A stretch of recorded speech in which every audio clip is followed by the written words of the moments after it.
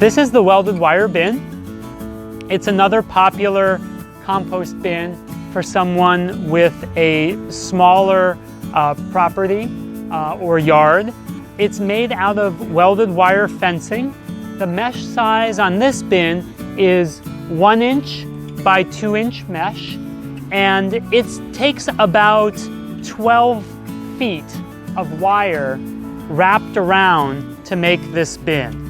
So you can see in the back, it's overlapping like this. I used coated wire to twist it around to keep the ends closed, both on the top and then also on the bottom.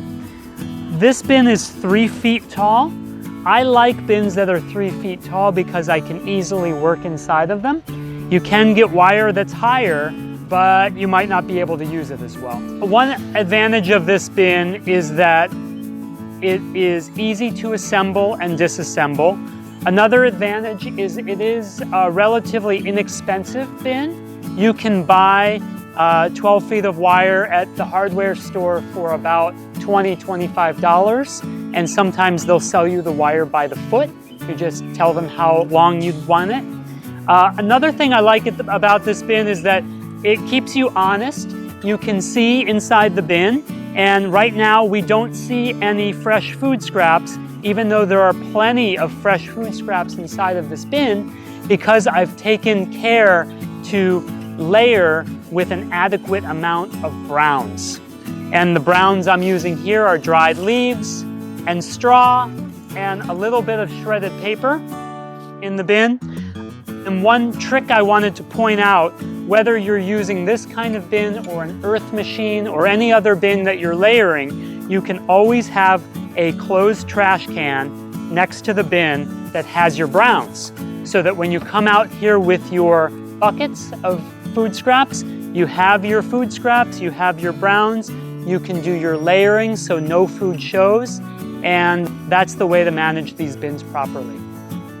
A couple of disadvantages of the welded wire bins. One of them is that there's no cover, and it's kind of difficult to make a lid or cover for this bin. So that means that in the winter, you will get thick layers of snow and ice building up inside the bin, and that takes up precious space inside your compost bin. So sometimes I keep a shovel near it, and in the winter I just shovel out the snow.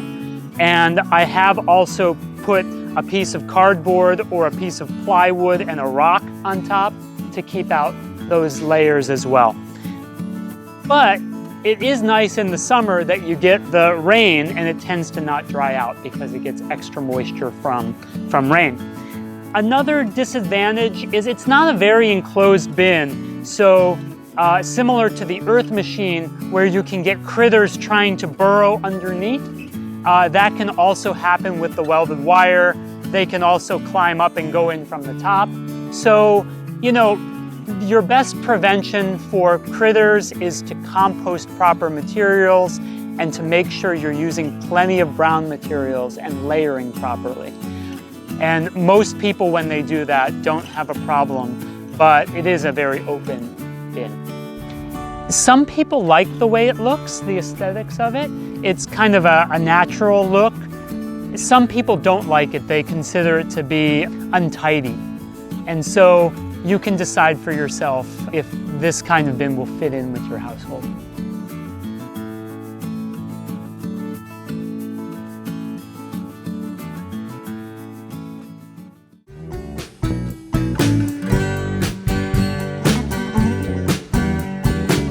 Well, someone told me long ago how to rock and roll outdoors. I know I've composted for some time.